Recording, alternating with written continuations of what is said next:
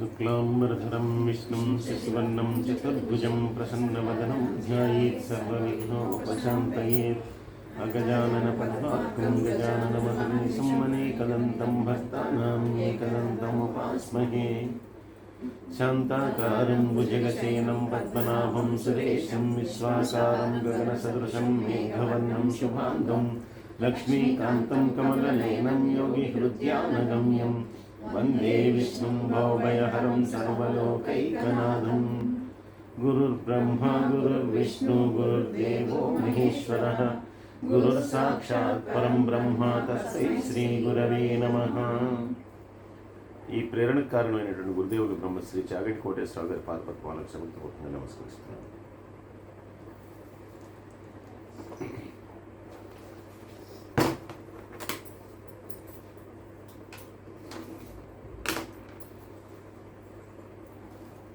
సుప్రసాద సుప్రసన్నాత్మ విశ్వశ్రుడ్ విశ్వభుగ్ విభు సత్కర్త సత్కృత సాధు జిహ్నుర్నారాయణో నరః. 26ది మొట్టమొదటి పదం సుప్రసాదాయ నమః. సుప్రసాదాయ అంటే మంచి ప్రసాదాన్ని, ప్రసాదం అంటే అనుగ్రహం అండి. భగవంతునికి అనుగ్రహమే ప్రసాదం. అదేంటంటే మనకి ప్రసాదం అంటే పదార్థం కాదు, భగవంతుని యొక్క అనుగ్రహం. అది ఏదైనా సరే, లడ్డు కావచ్చు, పులిహార కావచ్చు. అది అంటే దానికి ఒక భోజన పదార్థాన్ని మనం ఇచ్చేసి ఆయనకి నివేదన చేస్తాం. ఆ నివేదన చేసిన దాన్ని ప్రసాదం అంటాం. ప్రసాదం ఏంటంటే ఆయన యొక్క అనుగ్రహం అన్నమాట.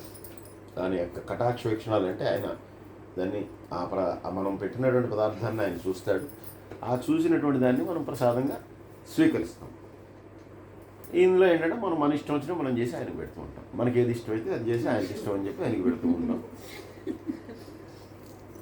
అలా అందరినీ కూడా చక్కగా అనుగ్రహిస్తాడు. అంటే ఎవరైతే తన భక్తులు ఉంటారో వాళ్ళనే అనుగ్రహిస్తాడు. భక్తులను ఎలాగ అనుగ్రహిస్తాడు ఎవరైనా. కానీ భగవంతుల్లో ఉన్నటువంటి విశేషం ఏంటంటే ఈయన యొక్క శత్రువులను కూడా వాళ్ళకు కూడా అనుగ్రహాన్ని కలుగజేస్తాడు. శత్రువుల కంటే ఒక శిశుపాలుడే ఉన్నాడు. శిశుపాలుడు మరి పుట్టినప్పటి నుంచి తిడుతూనే ఉన్నాడు. ఆయనకి 100 తప్పుల దాకా క్షమిస్తానని చెప్పి వదిలేశాడు. 100 సార్లు తిట్టిన తర్వాత చక్రాయుధంతో చంపాడు. కానీ ఎప్పుడైతే సుదర్శన చక్రంతో ఆయన సంహరించాడో ఆయన యొక్క ఆయుధాలు కానీ ఆయన యొక్క దర్శనం కానీ ఏది కలిగినా కూడా వాళ్ళందరికీ ఇంకా మోక్షమే డైరెక్ట్. ఇంకా ఎందుకంటే భగవంతుని యొక్క ఉనికిని తెలిసినటువంటి వాడిని తన దగ్గరికి చేర్చేసుకుంటాడు. అందుకే రామాయణంలో కూడా చివరికి రాములు వారు అవతారం పరిసమాప్తి చేసేటప్పుడు ఆ దీనిలోకి నదిలోకి వెళ్ళిపోతాడు. నదిలోకి వెళ్ళిపోతే కనుక అయోధ్యలో ఉన్నటువంటి ప్రజలందరూ వెళ్ళిపోతారు. దాంట్లో వాళ్ళందరూ కూడా మేము కూడా వచ్చేస్తామని చెప్పి అందరూ వచ్చేస్తారు. ఆయన అలా కాదు, మీరు ఇంకా జీవించాలంటే అంటాడు. ఇంకా మాకు జీవితం వద్దు, ఇన్నాళ్ళు నీతో గడిపాము చాలు, నీతోనే మేము కూడా ఇది చేస్తాం కాబట్టి మేము కూడా వచ్చేస్తామని చెప్పి వాళ్ళందరూ కూడా ఆయనతో పాటు అందరూ కూడా ఆ నదిలోకి వెళ్ళిపోతారు. నదిలోకి వెళ్ళిపోయి అందరూ కూడా ప్రాణక్రమణం ఒక్కడే చేసుకుంటారు. అంటే వాళ్ళందరూ మోక్షాన్ని పొందారు. కాబట్టి భగవంతుడి యొక్క అనుగ్రహం ఉన్నా, భగవంతుని యొక్క దర్శనమైనా, ఆ భగవంతుని యొక్క ఆయుధం వల్ల మరణించిన ఎవరైనా సరే వాళ్ళందరూ మోక్షాన్ని పొందాల్సినటువంటి వాళ్ళే. వాళ్ళందరికీ కూడా మోక్షాన్ని ప్రసాదిస్తారు. కాబట్టి అటువంటి శిశుపాలుడికి మొదలైనటువంటి వాళ్ళకు కూడా ఆయన మోక్షాన్ని ప్రసాదించాడు. ప్రసన్నాత్మనే నమః. చాలా నిర్మలమైనటువంటి మనస్సు కలవాడు. నిర్మలమైనటువంటి మనస్సు కలవాడు అంటే ఏ రకంగా కూడా తొట్టుపాటు చెందడు, ఏ రకంగా కూడా ఆవేశం తెచ్చుకోడు, ఏ రకంగా కూడా క్రోధాన్ని ఆవేశాన్ని తెచ్చుకున్నటువంటి వాడు. అందుకే ఇప్పుడు రామదాస్ గారిని ఆయన ఆలయం కట్టించాడని చెప్పి ఆయన జైల్లో పెడితే ఆయన ఒకనొక కోపంలో ఆయన కోపం వచ్చి ఇష్టం వచ్చినట్టు తిట్టాడు. అంటే మనకి వీటిలో పాటలు కూడా ఉంటాయి. ఎవడబ్బ సొమ్మని పులుపుచ్చు తిరిగేవు రామచంద్ర అనేట. అంటే సాక్షాత్తు మరి భగవంతుడిని కూడా ఎవడబ్బ సొమ్ము అనేటటువంటి అంటే కొంచెం పదాలు ఆవేశంతో కొన్ని అటువంటి పదాలను ఉపయోగించి మాట్లాడినా కూడా ఆయన కూడా ఏం చేశాడు, ఆయన కూడా అనుగ్రహించాడు. కాబట్టి అలా నిందించేటటువంటి వారిని కూడా ప్రసన్నతతోనే ఉంటాడు. వాళ్ళ మీద కూడా కోపం తెచ్చుకోడు. ఎందుకంటే ఇవాళ కోపం తెచ్చుకున్నవాడు రేపు పొద్దున వాడే కాళ్ళు పట్టుకుంటాడు అనేది తెలుసు. ఇప్పుడు ఏదో అరుస్తాడు కాసేపు, అరిచిన వాడు రేపు ఎలాగా ఆయన కాళ్ళు పట్టుకుంటాడు. అందుకని ఎక్కడా కూడా ఆయన కామక్రోధాల చేత కలుషితం కానటువంటి వాడు. ఎందుకంటే మనకుంటాయి ఇవన్నీ కూడా, ద్వంద్వాలన్నీ కూడా మనవి కానీ ఆయనవి కాదు. నువ్వు తిట్టుకున్నా ఓకే, ఆయనకి తిట్టుకోకపోయినా ఓకే, భక్తితో పూజించినా ఓకే, పువ్వు వేసినా ఓకే, పువ్వు వేయకపోయినా ఓకే, ప్రసాదం నైవేద్యం పెట్టినా ఒకటే, నైవేద్యం పెట్టకపోయినా ఓకే, ఏదైనా ఓకే. కాకపోతే మనం చేసిన దానివల్ల దానివల్ల మనకే ఇది కానీ ఆయనకేమీ లేదు. మనం నైవేద్యం పెట్టినా, మనం దీపం వెలిగించుకున్నా, మనం స్తోత్రం చేసినా, మనం అష్టోత్తరం చేసినా, మనం భక్తితో ఉన్నా ఏదైనా కూడా దానివల్ల ఉద్ధరింపబడేది మనమే కానీ ఆయన్ని మనం ఉద్ధరించలేము. ఆయనకి ఏమీ దీనివల్ల ప్లస్ లేదు, ఆయనకి మైనస్ లేదు. కాబట్టి ఆయన అలాగే ఉంటాడు. విశ్వసృజే నమః. ఈ ప్రపంచాన్నంతటినీ కూడా సృష్టించినటువంటి వాడు. ఈ సృష్టించడంలో కూడా ఆయనకి మళ్ళీ ఎటువంటి తరతమ భేదం కానీ పక్షపాతం కానీ ఇవన్నీ లేకుండా సృష్టిస్తాడు. సృష్టించిన తర్వాత వీడి కర్మానుసారం వీడు చేసుకుంటాడు తప్పితే ఆయన సృష్టిలో ఏమీ లోపం లేదు. ఆయన సృజించడం చక్కగానే సృజిస్తాడు. అయితే వీడి కర్మ వీడు అలా తయారవుతాడు, వీడు వాడి ఇష్టం వచ్చినట్టు చేస్తాడు. కాబట్టి ఎటువంటి పక్షపాతం లేకుండా అందరి యొక్క గుణదోషాలని లెక్కించి వాటికి తగ్గట్టుగా ఫలితాల నుంచి వారందరినీ కూడా ఇస్తాడు.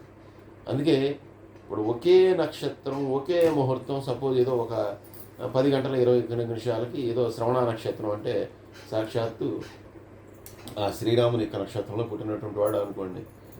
అందులో ఒకడేమో శ్రీరాముడిలాగా మంచివాడు అయితే ఇంకోటేమో దుర్మార్గుడు అవుతున్నాడు. మరి ఒకే నక్షత్రం ఒకే లగ్నంలో పుట్టించాడు, కానీ వీడు ఎలా ఎందుకు అవుతున్నాడు, వాడు ఎలా ఎందుకు అవుతున్నాడు అంటే వీడి కర్మఫలం అది, వాడి కర్మఫలం అది. వాడిని వాడు ఉద్ధరించుకుంటాడు, వీడికి నాశనం అయిపోతాడు. అందువల్ల ఆయన సృష్టిలో ఏమీ లోపం లేదు. మన యొక్క సంకల్పంలోనూ మన యొక్క వృద్ధిలోనే లోపం అదంతా కూడా. అంటే మనం చేసుకునేది తప్పితే ఆయన చేసినటువంటిది ఏం కాదు. ఆయన సమదృష్టితోనే అందరినీ సృష్టిస్తున్నాడు. అలా విశ్వభుగ్విభువే నమః. విశ్వభుగ్విభువే నమః. ప్రపంచాన్నంతటినీ కూడా పరిపాలించేటటువంటి వాడు. జీవులందరినీ కూడా సృష్టిస్తాడు. ఆ సృష్టించిన వాటన్నిటినీ కూడా మళ్ళీ అవి జీవించడానికి, లోకంలో జీవించడానికి కావాల్సినటువంటి నారు పోసిన వాడే నీరు పోస్తాడు అన్నట్టుగా దానికి కావాల్సినటువంటి అశ్నాభారాన్ని వహిస్తాడు. అలాగే వాళ్ళకి రక్షకుడుగా ఉండి వాళ్ళని అన్ని ఆపదల నుంచి రక్షిస్తుంటాడు, వాళ్ళ యొక్క ఇబ్బందుల నుంచి రక్షిస్తుంటాడు, కష్టాలు తొలగించడానికి ప్రయత్నం చేస్తుంటాడు. ఇన్ని చేసినా కూడా వీడు అంటే ప్రాణి తనంతటిగా తానుగా చెడిపోతే దానికి ఆయన బాధ్యుడు కాదు. కాబట్టి ఆయన చేయగలిగినంత చేస్తాడు, సృష్టిస్తాడు, అలాగే జీవించడానికి అవసరమైనటువంటి వాడిని అందిస్తాడు. అలాగే ఎప్పటికీ ఒక రక్షకుడుగా ఉండి వాడికి క్షేమాన్ని కూడా కలగజేయడానికి ప్రయత్నం చేస్తూనే ఉంటాడు. కాబట్టి విశ్వభుగ్విభవే నమః. ప్రపంచాన్నంతటినీ కూడా పరిపాలించేటటువంటి వాడు, సర్వత్రా వ్యాపించి ఉన్నటువంటి ఆ పరమాత్మకు నమస్కారము. విశ్వము భుగ్విభువు, పరిపాలించేటటువంటి వాడు, అడ్మినిస్ట్రేటర్. సత్కర్తే నమః. సత్కర్తే నమః. సత్ మంచిని చేసేటటువంటి వాడు అంటే ఈయన ఎవరైతే మంచిని చేస్తారో వారందరినీ కూడా మళ్ళీ తన దగ్గరికి తీసుకుంటాడు. ఆయన ఇప్పుడు ఆయన చెడు అనేటటువంటిది భగవంతుడు ఎలాగూ చేయడు. అలాగే ఎవరైతే మంచి వాళ్ళు ఉన్నారో అటువంటి వాళ్ళందరినీ కూడా తన దగ్గరికి చేర్చుకునేటటువంటి స్వచ్ఛమైనటువంటి సద్గుణం కలిగినటువంటి వాడు. అలా సత్పురుషులందరినీ కూడా వాళ్ళు గొప్ప యోగులు కావచ్చు, లేదంటే కనుక చదువుకున్నటువంటి మంచి విద్వత్తు కలిగినటువంటి వాళ్ళు కావచ్చు, లేదంటే ఆయన భక్తులు కావచ్చు, లేదంటే కుచేలుడు వంటి కడు బీదవాళ్ళు అయి ఉండొచ్చు. ఎవరైనా సరే ఆయన దృష్టిలో అందరూ కూడా ఆయనకి ఎప్పుడు సమదృష్టే. కాబట్టి అలా ఎవరినైనా కూడా తాను ఎప్పుడైతే వాడు సత్పురుషుడు అవుతాడో అటువంటి వాడిని కూడా ఈయన దగ్గరికి తీసుకునేటువంటి వాడు సత్కర్తే నమః. అలా సత్పురుషుని దగ్గరికి తీసుకోవటం ద్వారా ఈయన కూడా చక్కని కార్యములు చేస్తాడు.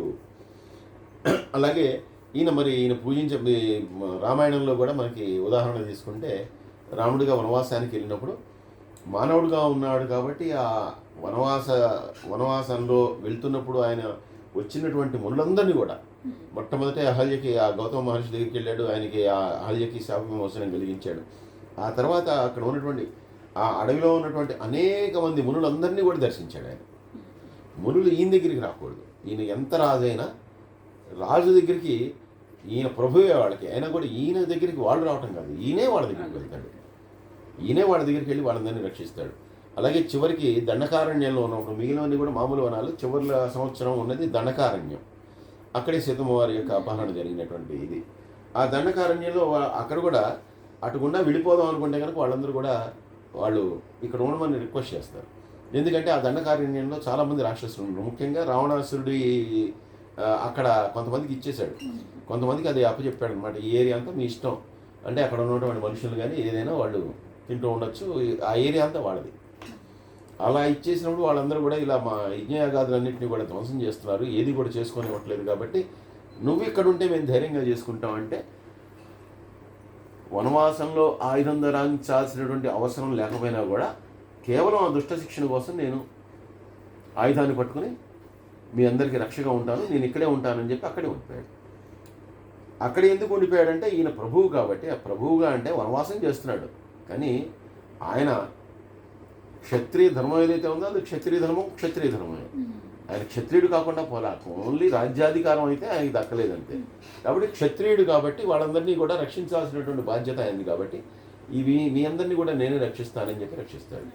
అందుకే శూర్పణఖని చేసినప్పుడు ఆ రాక్షసులందరూ కూడా ఇచ్చేస్తే కూడా అక్కడ కూడా మళ్ళీ ధర్మ సంకటం వస్తుంది. నువ్వు వనవాసంలో మునివేషంలో ఉన్నటువంటి వాడు నువ్వెలా బాణాలు వేసి ఇంతమందిని చంపావు అంటే అది నా ధర్మం. ఎందుకంటే ఎప్పుడైతే గోబ్రాహ్మణులకి ఎవరైతే ఆపద కలిగిస్తారో క్షత్రియుడిగా నా ధర్మం ఏంటంటే వాళ్ళని కాపాడతాను, కాబట్టి వాళ్ళని కాపాడతాను నేను. అలాగా అలా ఈయన సత్కర్తే నమః, సత్పురుషులందరినీ కూడా గౌరవించేటటువంటి వాడు, రక్షించేటటువంటి వాడు, తన దగ్గరికి తీసుకునేటటువంటి వాడు. అటువంటి సత్కృతయే నమః. సత్కృతయే అంటే అందరి చేత కూడా మంచిగా గౌరవింపబడేటటువంటి వాడు. అంటే సత్కారాన్ని, సన్మానాన్ని అందుకోగలిగినటువంటి అర్హత కలిగినటువంటి వాడు కేవలం ఆ పరమాత్మే. ఎవరి చేతనైనా కూడా, ఎంత సత్పురుషుడి చేతైనా, ఎంత మహాత్ముడి చేతైనా కూడా వాడి చేత అటువంటి సత్కారాన్ని అందుకోగలిగినటువంటి స్వరూపంలో ఉన్నటువంటి భగవంతుడు ఎవడైతే ఉన్నాడో ఆయనకి నమస్కారము. సాధవే నమః.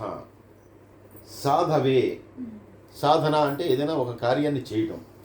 అలా ఈయన కూడా, ఈయన చేసేటటువంటివి ఎలాగా ఉంటాయి అంటే సర్వాన్ని, అంటే ఏదైనా చేయగలడు ఆయన. ఇది చేయగలడు, ఇది చేయలేడు అనేటటువంటిది ఏమీ లేదు. ఆయన ఏదైనా చేయగలడు.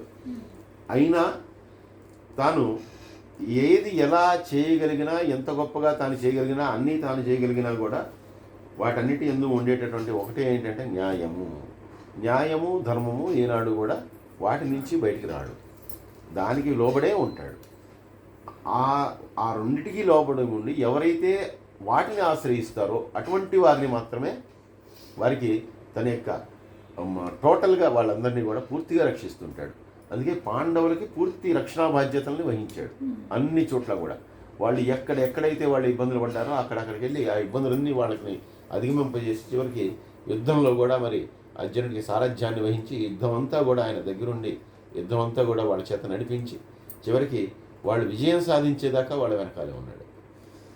కాబట్టి అలాగా సాధవే నమః, చక్కగా న్యాయంగా ప్రవర్తించేటటువంటి వాడు, అలాగే సర్వాన్ని కూడా సాధించగలిగినటువంటి వాడు. జహ్నవే నమః అంటే, జహ్నవే అంటే ఆయన యొక్క ప్రభావం ఏదైతే ఉందో ఆ ప్రభావం అనేటటువంటిది మామూలుగా అంటే కొంతమంది ఇంత చేసినా కూడా చాలా గొప్పగా చెప్పుకునే ఇది మనందరికీ ఉంటుంది.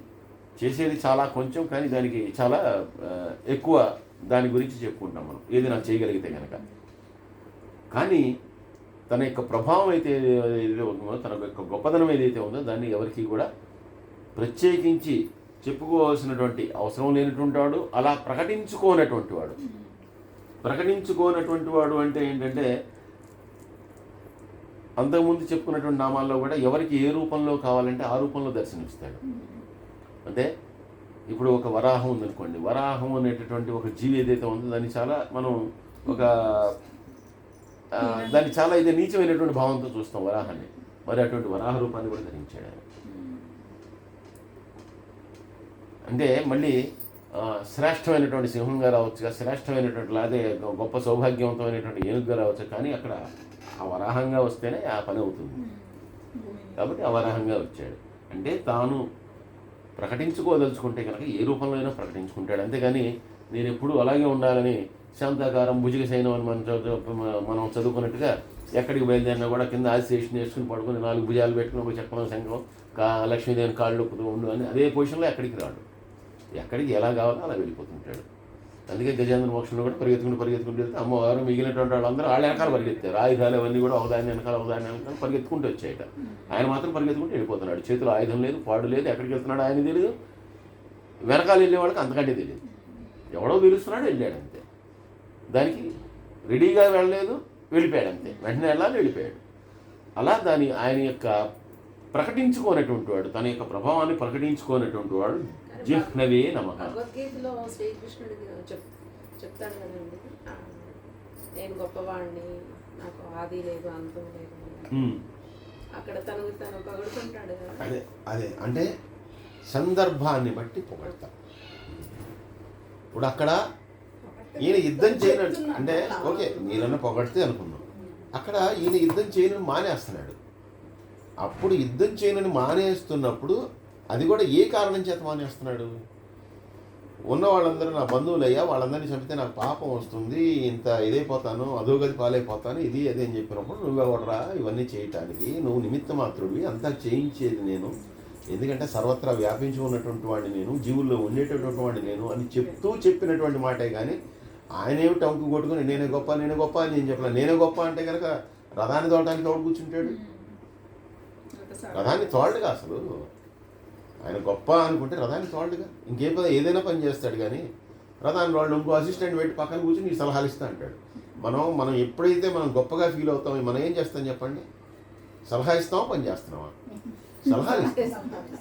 సలహాలు ఇస్తాం. ఇప్పుడు మోడీ గారి కంటే గొప్పవాడు ఎవడని ఉంటే ఆయన మోడీ గారు ఒక కింద పదవి ఎవడుగా వాడికి మినిస్టర్ ఇస్తే వాడు చేయడు కదా. ఏం చేస్తాడు? మోడీ గారు అడ్వైజర్ అంటాడు, అంటే మోడీ గారికి సలహాలు ఇస్తాడు.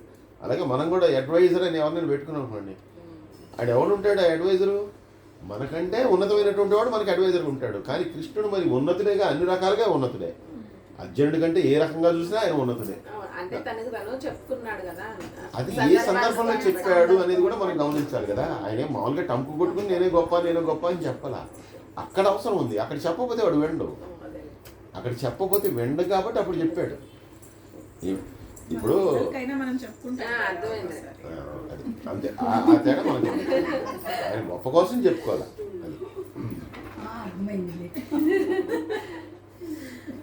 నారాయణాయ నమః, నర ఆయనాయ నమః, నారాయణ నమః అంటే నీటిలో ఉండేటటువంటి వాడు. అలాగే ఇక్కడ విశేషించి దీనికి అర్థం ఏం చెప్తున్నానంటే, ఎందుకంటే అక్కడి నుంచే మరి ఆ సృష్టి అనేటువంటిది అక్కడి నుంచి ఆయన దగ్గర నుంచే ప్రారంభమైంది కాబట్టి అన్నిటికీ స్థానమైనటువంటి వాడు. ఈ సృష్టిలో ఉన్నటువంటి ఏ పదార్థం తీసుకున్నా, ఏ ప్రాణి తీసుకున్నా, ఏం తీసుకున్నా కూడా అన్నిటికీ కారణమైనటువంటి వాడు, స్థానమైనటువంటి వాడు ఎవరు? ఆయనే. ఎందుకంటే చివరికి అన్నీ కూడా అక్కడికే వెళ్ళిపోతున్నాయని చెప్పారు. అటువంటి వాడు నరాయ నమః, నారాయణాయ నమః, నరాయ నమః అంటే పుట్టుట గిట్టుట ఇది మనందరికీ ఉండేటటువంటిది. ఇవన్నీ లేకుండా కూడా చేయగలిగినటువంటి వాడు నిత్యమైనటువంటి వాడు, నిత్యమైనటువంటి శాశ్వతమైనటువంటి వస్తువుని కలిగిన ఆయన నిత్యుడు. ఆయన దగ్గర ఉండేటువంటి కూడా అలాంటివి. ఆయన ఎంత శుద్ధుడో, ఆయన ఎంత ఇదుడో అలాగే ఆయన అంటే ఆ వైకుంఠం అనేటటువంటి ప్రదేశం, ఏ ప్రదేశం అయితే తన యొక్క ఆవాసంగా చేసుకుని ఉంటున్నాడో అక్కడ ఉండేటటువంటి వాళ్ళు ఎవరు? వాళ్ళందరూ కూడా నిత్యులే. అంటే వాళ్ళు మళ్ళీ తిరిగి వచ్చేటటువంటి వాళ్ళు ఎవరు కూడా అక్కడ దాకా వెళ్ళడం, వాళ్ళందరూ ఇక్కడే ఉంటారు. కాబట్టి ఆయన నిత్యుడు. అలాగే నిత్యమైనటువంటి వస్తువులు కలిగినటువంటి వాడు. అనిత్యమైనటువంటివి ఆయన దగ్గర ఏమీ లేవు. అనిత్యమైనటువంటి అంటే అశాశ్వతమైనవి. ఆయన దగ్గర ఉన్నటువంటి ఆయుధములు కానీ, ఆయన దగ్గర ఉన్నటువంటి ఆ భుజగ సేనము కానీ ఇవన్నీ కూడా నిత్యములే. వాటిలో కూడా అనిత్యములు ఏమీ లేవు, అవి అప్పటికీ ఉండేవి. ఆ ఆయుధాలు ఏవి సంవత్సరం కావు, ఆయుధాలు ఏమి కూడా ఇదైపోవు. ఆయన యొక్క బెడ్ ఏమి ఆయన మళ్ళీ 6 ఏళ్ళకో 10 ఏళ్ళకో వారంటీ అయిపోగానే మార్చుకోవాల్సిన అవసరం లేదు. అది చేసేటప్పుడు కూడా ఆయన బెడ్ పర్మనెంట్ బెడ్ అంతే. ఆయన గరుపు పొందులు పర్మనెంట్ వాహనం, దానికి ఎక్స్పైరీ లేదు. ఆయన రీబోర్క్ రాడు, ఎప్పుడైనా ఆయన పరిగెడుతుంటాడు. ఆయన మీద కూర్చుంటే ఆయన ఎక్కడ కావాలంటే అక్కడ తీసుకో. అంటే ఆయన ఎంత నిత్యుడో ఆయన దగ్గర ఉండేటటువంటి పదార్థములు కానీ, ఆయన దగ్గర ఉండేటటువంటి ఆయన్ని చేరుకోగలిగినటువంటి వస్తువులు కానీ అన్నీ కూడా అంత నిత్యమైనటువంటివే. అంటే ఇది డైరెక్ట్ అర్థమైతే ఇది, కానీ అర్థం చేసుకోవాలి ఏంటంటే భక్తులకి అటువంటి గొప్ప అద్భుతమైనటువంటి అవకాశాన్ని కలిగించగలిగినటువంటి ఏకైక పరమాత్మ ఆయనే. అంటే నీకు కనుక నిత్యమైనటువంటి ఒక ఇది కావాలంటే కనుక ఆశ్రయించవలసినటువంటిది ఆయన్నే. ఆయన్ని కనుక ఆశ్రయిస్తే కనుక తప్పకుండా నిత్యుడు అయిపోతాం. అంటే పుట్టుట గిట్టుట అనేటటువంటి ఈ ప్రక్రియ ఏదైనా ఉందో దీన్ని వదిలేసి వెళ్ళిపోతాం. తర్వాతది అసంఖ్యేయో ప్రమేయాత్మ విశిష్ట శిష్టకృచ్యుచి సిద్ధార్థ సిద్ధ సంకల్ప సిద్ధిద సిద్ధి సాధన. ఈ రెండవ శ్లోకంలోని రెండవ లైన్లో మీకు 4 సార్లు సిద్ధి సిద్ధి సిద్ధార్థ ఇలాంటి వాక్యాలు వచ్చాయి. మొట్టమొదటిది అసంఖ్యేయో ప్రమేయాత్మ అసంఖ్యేయాయ నమః. అసంఖ్యేయము అంటే లెక్కింప ఇన్ఫినిట్. మళ్ళీ ఇంకా దీనికి అంటే ఎన్ని జీవుల్లో ఉన్నాడో ఏమిటో అనేది లెక్కకి తేలనేటువంటి విషయం. ఎందుకంటే మనం ఇన్ని జీవులు అనుకునే లోపలే ఆ జీవులు అనుకునే లోపలే ప్రపంచంలో ఎంతమంది పుడుతున్నారో తెలియదు, ఎంతమంది వెళ్ళిపోతున్నారో తెలియదు, క్షణకాలంలో ఎంతమంది వెళ్ళిపోతారో మనకి తెలియదు. అలాగే కేవలం మనుషుల గురించి మాట్లాడుకుంటే మనుషులే కాకుండా ఎన్ని కీటకాలు ఉద్భవిస్తున్నాయి, ఎన్ని దోమలు, ఎన్ని పురుగులు, ఎన్ని వస్తున్నాయి క్షణానికి మనకి తెలియదు. బ్యాక్టీరియా ఏమంటారు, ఎంత తొందరగా వ్యాపిస్తుంది బ్యాక్టీరియా అనేది. సో బ్యాక్టీరియా ఆయనే, వైరస్ ఆయనే, అన్నీ ఆయనే. కరోనా వైరస్ కూడా ఆయనే, ఎందుకంటే సర్వంలో ఉన్నది ఆయనే కాబట్టి ఇట్లా ప్రతి ప్రాణిలో కూడా ఉండేటటువంటిది ఆయనే. కాబట్టి ఆయన ఉన్నటువంటి ఆయన యొక్క ఆత్మ ఉన్నటువంటి ప్రదేశం చెప్పాలి, ఆయన ఉన్నటువంటి ప్రదేశం చెప్పాలి అంటే అది లెక్కకు మించినటువంటి పని. అలాగే అసంఖ్యేయాయ నమః. అలాగా అసంఖ్యేయంగా ఉన్నాడంటే లెక్కింపదగిన అంటే లెక్కలేనంతగా ఉన్నాడు ఆయన. ఎంత ఉన్నాడో లెక్కించడం సాధ్యం కాదు. అలా లెక్కలేనంతగా ఉన్నటువంటి వాడు ఎలా ఉన్నాడు, అప్రమేయ ఆత్మనే నమః. అలా ఉన్నటువంటి ప్రాణులందరిలో ఉన్నటువంటి ఆత్మ కూడా ఆయనే. ఎందుకంటే ఈ ఆత్మలన్నీ చివరికి చేరేది ఆయనే కాబట్టి అటువంటి ప్రాణుల్లో ఉన్నటువంటి ఆత్మ అంతా కూడా ఆయనే. అసంఖ్యేయుడు అప్రమేయ ఆత్ముడు రెండు కూడా ఆయనే. అలాగే విశిష్టాయ నమః. విశిష్టమైనటువంటి విలక్షణమైనటువంటి స్వరూపం కలిగినటువంటి వాడు. ఎందుకంటే మనకి ఆయన యొక్క స్వరూపం ఇలా ఉంటుంది, ఆయన ఇలా ఉంటాడు, చతుర్భుజాలతో ఉంటాడు, శంఖచక్ర గదాయుధాలన్నీ కూడా ధరించి ఉంటాడు, నీలాంబర దేహాన్ని ధరించి ఉంటాడు, అలాగే పీతాంబరాన్ని కట్టుకుంటాడు. ఇలా అనేక రకాలైనటువంటి లక్షణాలన్నీ కూడా చెప్పారు. ఇన్ని చెప్పినా యథార్థమైనటువంటి భగవంతుని యొక్క స్వరూపాన్ని చూస్తే కనుక ఎవరికి కూడా అర్థం కానటువంటి వాడే. ఎందుకంటే సాక్షాత్తు మరి అర్జునుడు చెప్పాడు, మిగిలినటువంటి వాళ్ళు చెప్పారు, ఆ రూపం అనేటటువంటిది సహింపశక్యం రానిది, భరింపశక్యం కానటువంటిది. ఎందుకంటే ఈ ప్రపంచంలో ఉన్నదంతా కూడా ఒక చోట చేరిస్తే దాన్ని మరి చూడటం కష్టం. మనం తినేటటువంటి పదార్థాలని అన్నింటినీ కనుక మనం తినేసిన తర్వాత ఒక చోట చేర్చామంటే కనుక ఆ పదార్థం చూడటానికి భరించలేనట్టుగా ఉంటుంది. ఎంత తొందరగా దాన్ని డస్ట్బిన్లో పారేద్దాం మిగిలిందంతా అని. ఆ డస్ట్బిన్లోకి వెళ్ళకముందరే అవన్నీ మన డస్ట్బిన్లోకి వెళ్ళాయి. అప్పుడు బాగానే రుచికరంగా ఉంటాయి. కానీ ఒకసారి ఆ పదార్థాలు పక్కన పెట్టేసిన తర్వాత లేదా మనం దాన్ని కొంచెం మిగిలించిన తర్వాత ఆ పదార్థం మళ్ళీ ఎంత తొందరగా దాన్ని తీసేస్తే కళ్ళకి కనిపించకుండా ఉంటే అంత బాగుంటుంది. అన్నం కూడా అక్కడ పారేస్తుంది అనుకోండి, మనం కన్న తర్వాత ఆ పదార్థాన్ని మనం చూడలేం. మనం తయారు చేసుకునేటువంటి అన్నాన్ని మనం చూడలేకపోతే సృష్టిలో ఉన్నటువంటి ఇన్ని పదార్థాలు ఒక రూపంలో ఉన్నటువంటి ఒక ఆకారంలో ఉంటే కనుక ఆ పదార్థాన్ని మనం చూడగలం, అసలు చూసి భరించగలమా. దానిలో అగ్ని ఉంది, కొండ ఉంది, వాయువు ఉంది, చెట్టు ఉంది, పొట్ట ఉంది, మట్టి ఉంది, మనం ఉన్నాం, పురుగులు ఉన్నాయి, ప్రాణులు ఉన్నాయి, ఇన్ని ఉండి మొత్తం అదంతా ఆయన యొక్క శరీరంగా ఉంది. ఆ రూపాన్ని తలుచుకుంటేనే భయం వేస్తుంది. అటువంటి రూపాన్ని చూడగలిగినటువంటి వాడేవాడు. కాబట్టి ఆయన గురించి ఎంత గొప్పగా ఎన్ని లక్షణాలు చెప్పి కోదండం పట్టుకున్నాడు రాముడు, వేణువు పట్టుకున్నటువంటి వాడు కృష్ణుడు అని ఎన్ని రకాలుగా చెప్పినా చివరికి ఆ భగవత్ సాక్షాత్కారం కనుక అయితే కనుక ఆ లక్షణాల్లో ఉన్నటువంటి ఏ లక్షణం కూడా మనకి కనిపించే లోపలే మన కళ్ళు పట్టన పేలైనా పోవాలి, లేదంటే కనుక మనం అది భరించలేకపోయినా. అర్జునుడు అంత వాడే భరించలేకపోయాడు. సాక్షాత్తు భగవంతుని అంచుతో వచ్చినటువంటి అర్జునుడే భరించలేకపోయాడు. మనం అంత శిష్టకృతే నమః. ఆయన అన్నీ కూడా శాసించేటటువంటి వాడు. అంటే ఎప్పుడైతే తాను సృష్టిస్తున్నాడో మనం కూడా ఎవరినైనా మనం ఏదైనా మనం కనుక ఏదైనా ఒక పని చేసామనుకోండి, ఒక పని చేయడానికి లేదంటే మనం కర్త అనుకోండి, ఆ పని చేయడానికి శాసకులం కూడా మనమే అవుతాం, అంతే కదా. అలాగా మరి సృష్టినంతటినీ కూడా ఆయనే, ఈ సృష్టినంతటిని కూడా ఆయనే సృజిస్తున్నాడు. కాబట్టి ఈ సృష్టికి శాసకుడు ఎవరంటే ఫైనల్గా ఆయనే. కాబట్టి ఆ శాసకుడు ఆయనే. తాను ఇతరుల చేత, ఇతర ప్రాణుల చేత ఏదైతే చేయించాలి అని చెప్పి అనుకుంటాడో అవన్నీ కూడా జరుగుతూ ఉంటాయి, వాటంతట అవే జరుగుతూ ఉంటాయి. ఎందుకంటే సృష్టించింది ఆయన కాబట్టి, ఆయన యొక్క సంకల్పం చేత, ఆయన సృజన చేత వచ్చింది కాబట్టి ఆయనే శాసకుడుగా ఉండి మొత్తాన్ని అంతటిని కూడా చేయిస్తూ ఉంటాడు. శుచయే నమః, అందరికంటే కూడా పరిశుద్ధుడు. ఎందుకంటే ఆయనకి మన మాయా సంబంధమైనటువంటివి, మనకి ప్రకృతి సంబంధమైనటువంటి ఏవైతే గుణాలు కానీ లక్షణాలు కానీ మనని అంటుకుని మనని బాధిస్తూ ఉంటాయో ఇలాంటి వేటితో కూడా సంబంధం లేనటువంటి వాడు ఆయన. ఇటువంటి గుణాలు కానీ ఇటువంటి లక్షణాలు కానీ ఏవి కూడా ఆయనకి లేవు.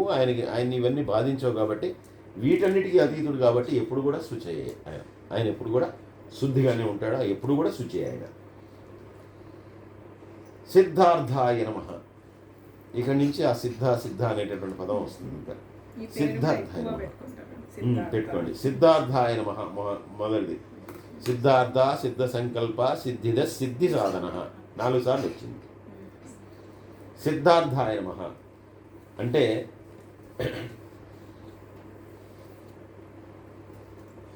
అన్నీ ఆయన సృష్టించినటువంటివే, అంటే అన్నీ ఆయన వల్ల సిద్ధించినటువంటివిగా, అన్నీ ఆయన వల్ల వచ్చినటువంటివే. ఇప్పుడు ఇంట్లో ఆడవాళ్ళు ఆ పూట ఒక బిర్యానీ చేశారనుకోండి, దాని మీద రైట్స్ అన్నీ వాళ్ళవేగా, బిర్యానీ మీద రైట్స్ అన్నీ వాళ్ళవే. ఎందుకంటే ఈ బిర్యానీ నేను చేశాను కాబట్టి ఇంత బాగుంది, లేదా నేను పప్పు చేశాను, నేను కూర చేశాను, దీని మీద. కానీ అది చేయడానికి ఎన్ని పదార్థాలు కావాల్సి వచ్చాయి? చాలా కావాల్సి వచ్చాయి.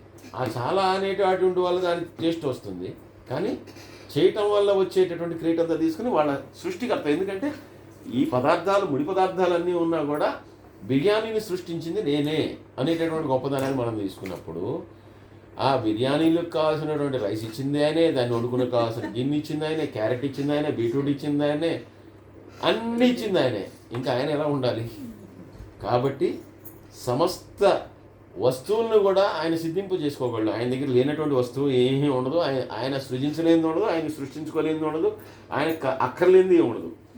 అయినా అంటే ఎప్పుడైతే అన్నిటినీ సృష్టించుకుంటున్నాడో ఇంకా ఏదో సృష్టించాలనే కోరుకుంటుందా? ఉండదుగా, ఇంకా లేదు ఆయనకి. అందువల్ల అన్నిటినీ సిద్ధింప చేసుకున్నటువంటి వాడు. సిద్ధార్థయే నమః, సమస్త వస్తువులను కూడా సిద్ధింపజేసుకున్నటువంటి వాడు. ఇంకా దాన్ని మించినటువంటి వస్తువు ఏమీ లేదు. ఇంకేమైనా ఉంటాయి కదా, అన్నీ ఉన్నాయి దానిలో. కాబట్టి అలా సమస్తాన్ని సిద్ధింపజేసుకున్నటువంటి పరమాత్మ. సిద్ధ సంకల్ప, సిద్ధార్థ మొత్తడిది. నెక్స్ట్ సిద్ధ సంకల్ప, అలాగా సృజన చెయ్యాలి, అన్నిటినీ కూడా సృష్టించాలి అనేటటువంటి ఒక సంకల్పము కలిగినటువంటి వాడు. అంటే ఏదైనా ఒకటి చెయ్యాలి అంటే ఒక సంకల్పం ఉండాలిగా, చేయాలనేటటువంటిది ఉండాలిగా.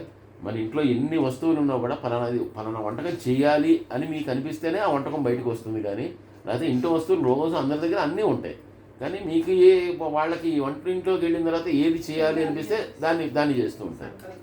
అక్కడ సంకల్పాన్ని బట్టి సృష్టిని చేస్తుంటారు. కాబట్టి వాళ్ళు ఇది చేయాలి, దీన్ని ఉపయోగిస్తారు, అది చేయాలి, దాన్ని ఉపయోగిస్తారు. అలాగా ఈయన మరి ఇక్కడ ఉన్న వీళ్ళు ఉన్నారులే, వీళ్ళని సృజించడం ఎందుకు, వాళ్ళని సృజించడం ఎందుకు అనుకుంటే కనుక ఆ సృష్టి అనేటటువంటిది ముందుకెళ్ళదు కాదు. కాబట్టి ఆయన సత్యమైనటువంటి ఒక సంకల్ప సిద్ధి కలిగినటువంటి వాడు. కాబట్టి ఆయన సృజిస్తూనే ఉంటాడు. సృజించినటువంటిది మళ్ళీ నాశనం అయిపోతుంటుంది, మళ్ళీ నాశనం అయిపోతే వదిలేస్తాడు, మళ్ళీ సృజిస్తూనే ఉంటాడు. మళ్ళీ కొత్తది వస్తూనే ఉంటుంది, పాతది వెళ్తూనే ఉంటుంది, కొత్తది వస్తూనే ఉంటుంది. అంటే ఇది ఒక నిరంతర ప్రక్రియ. కాబట్టి ఎప్పుడు కూడా అటువంటి ఒక సత్యమైనటువంటి సంకల్ప సిద్ధి కలిగినటువంటి వాడు. ఆ సంకల్పాన్ని బట్టి దాన్ని చేస్తూ ఉంటాడు. సిద్ధిదాయ నమః. సిద్ధి అంటే ప్రాప్తించడం అండి. సిద్ధి అంటే ప్రాప్తించడం. మనకి సిద్ధిదాయ నమః అంటే ప్రాప్తింపజేసినటువంటి దాన్ని ఇవ్వగలిగినటువంటి వాడు. సిద్ధిదాయ నమః అంటే ఎవరికి ఇస్తాడు? యోగులకు కానీ, వీళ్ళకి కానీ, తపస్సు చేసినటువంటి వాళ్ళకి కానీ, మరి వాళ్ళకి మోక్షం కావాలన్నా, అలాగే యోగులకి వాళ్ళ యొక్క యోగ సాధనలో అవసరమైనటువంటి అనేకమైనటువంటి సిద్ధులు కావాలి. సిద్ధులు అంటే మళ్ళీ ప్రాప్తింపజేసుకోవటం. వాళ్ళు అనుమా సిద్ధి అంటారు, లఘిమా సిద్ధి, గరిమా సిద్ధి, ఇలా సిద్ధులు ఉంటాయి. ఆ సిద్ధుల్ని ప్రాప్తింపజేసుకోవడం ద్వారా వాళ్ళు భగవంతుని యొక్క దీనిలో మరింత ముందుకు వెళ్తారు అన్నమాట. సాధనలో ముందుకు వెళ్తారు. అలా సాధనలో ముందుకు వెళ్ళాలంటే ఇవన్నీ చేయగలగాలి. ఇప్పుడు మీరు ప్రాణాయామం చేస్తే ప్రాణాయామానికి ఒక ప్రక్రియ ఉంది. దానికి గురువుగారు చెప్తారు ఇలా చేయాలి. బేసిక్ స్టేజ్లో ఇంతవరకు చేస్తే కనుక బేసిక్స్ అయినాయి. బేసిక్స్ తర్వాత ఆగిపోయింది అది లేదు. ఒకదాని మించి స్టేజ్ ఉంది. ఆ స్టేజీలన్నీ దాటికి వెళ్తే ఒక పీక్ స్టేజ్. ఇన్ని చేసినా కూడా గురువుగారి స్టేజ్కి ఎవరైనా వెళ్ళగలుగుతారా? కష్టం. గురువుగారితో సమానమైనటువంటి స్థాయికి వెళ్ళడం అనేటటువంటిది చాలా కష్టం. ఎందుకో ఎంతో ఎత్తుకు వెళ్ళగలిగితే ఆయన ఆ గురుస్థానానికి వెళ్ళాడు. కాబట్టి ఆ గురుస్థానానికి వెళ్ళగలిగినటువంటి వాళ్ళు ఉన్నా కూడా లక్షల మంది భక్తుల్లో ఎవడైనా ఉంటే కనుక ఎక్కడో ఉంటాడు వాడు. కానీ చాలా కష్టం. ఆ గురుస్థానానికి వెళ్ళటమే కష్టం అంటే కనుక ఆ గురువులనే నియమించినటువంటి గురువు ఏవైతే ఉన్నాడో ఆయన స్థానాన్ని చేరుకోవటం ఎంత కష్టం. కాబట్టి అటువంటి యోగులందరికీ కూడా అటువంటి గురువులందరికీ కూడా వాళ్ళు గురువులుగా రూపుదిద్దుకోవటానికి కానీ, గురువులుగా మార్పు చెందడానికి కానీ, గురువులుగా వాళ్ళందరూ కూడా తరించడానికి అవసరమైనటువంటి సిద్ధులన్నింటినీ కూడా ఇచ్చేటటువంటి ఆ సిద్ధిదాయకుడు ఎవరైతే ఉన్నాడో ఆయన పరమాత్మ. వాళ్ళు ఆయన యొక్క అనుగ్రహంతో ఆ స్టేజీ చేరారు. ఆ గురువుల యొక్క అనుగ్రహంతో ఉన్నటువంటి శిష్యులు ఎవరైతే ఉన్నారో వాళ్ళు ఒక సక్రమమైనటువంటి మంచి మార్గంలో వాళ్ళు వెళ్తున్నారు. సిద్ధి సాధనాయ నమః. చిట్ట చివరిది సిద్ధిని సాధించుకోవటానికి అవసరమైనటువంటి వాడు ఆయనే సాధనం. అంటే మనకి ఈ అష్టాంగ యోగం ఇందాక అనుకున్నటువంటి సిద్ధులు ప్రాప్తించాలన్నా, ఏది ప్రాప్తించాలన్నా మొట్టమొదటి మూలంగా ఉండవలసినటువంటిది భక్తి. ఆ భక్తి అనేటటువంటి దాంతో అదొక సాధన అక్కడి నుంచి మొదలు పెడితే కనుక మనం మెల్లగా ఎల్కేజీ మొదలుపెట్టిన తర్వాత వాడు ఐఏఎస్ అవుతాడా, ఐపీఎస్ అవుతాడా, బీకామ్తో ఆపేస్తాడా, ఇంటర్మీడియట్తో వెళ్ళిపోతాడా, 10th తప్పులు వాడిష్టం. వాడి సాధన వాడి వాళ్ళం వాడిష్టం అన్నమాట. కాబట్టి నువ్వు ఎంత ముందుకు వెళ్తావు అనేది నీ మీద ఆధారపడి ఉంది. బేసిక్ వరకు ఇంతే. భక్తి అనేటువంటిది బేసిక్. ఆ బేసిక్ నుంచి ముందుకు వెళ్ళాలి. అసలు స్కూల్లో చేరితే కదా ఐఏఎస్ ఐపీఎస్ అవ్వడానికి. నేను చదవను నేను ఐఏఎస్ అవ్వాలంటే అది సాధ్యమయ్యే పని కాదు. అసలు ముందర చదవాలి నువ్వు. అలానే వస్తేనే ఏదైనా వస్తుంది. కాబట్టి భక్తి అనేటటువంటిది అలాంటిది. కాబట్టి కానీ అటువంటి దాన్ని సాధించేటట్టుగా చేసేటటువంటి వాడు పరమాత్మ. అంటే ఆయన్ని నమ్ముకుని ఆయన నామాన్ని ఉచ్చరించడం కనుక మనకి చేత అయితే ఆయన్ని నమ్మకం, ఆయన మీద ఒక నమ్మకం, పూనిక అనేటటువంటిది మనకు కనుక కలిగి ఉంటే కనుక మెల్లగా దాన్ని ఎలా సాధించుకోవాలో దాన్ని సాధించడానికి అవసరమైనటువంటి సాధనం ఆయనే. సాధనం అంటే దానికి ఒక కావాల్సినటువంటి పనిముట్టు అనుకోండి. మనం వంట చేయాలంటే కొన్ని సాధనాలు కావాలి. గ్యాస్ స్టవ్ కావాలి, పాత్రలు కావాలి, లేదంటే వండేటటువంటి పదార్థాలు, ఇవన్నీ సాధనాలు. అలాగే మనము ఆ సిద్ధిని సాధించడానికి ఆ సాధనం ఏమిటి అంటే భగవంతుడే.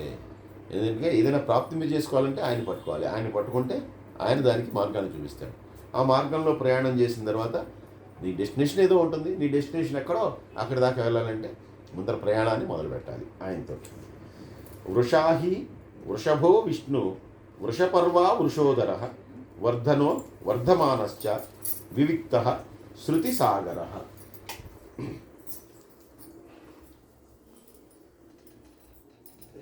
ఆయన యొక్క వృషాహినే నమః అనేటటువంటిది మొట్టమొదటి పదం. అంటే ధర్మము, భగవంతుడు అంటే ధర్మము అంతే. ధర్మానికి ప్రతీక ఎవరు అంటే భగవంతుడే. ఎందుకంటే ఆయన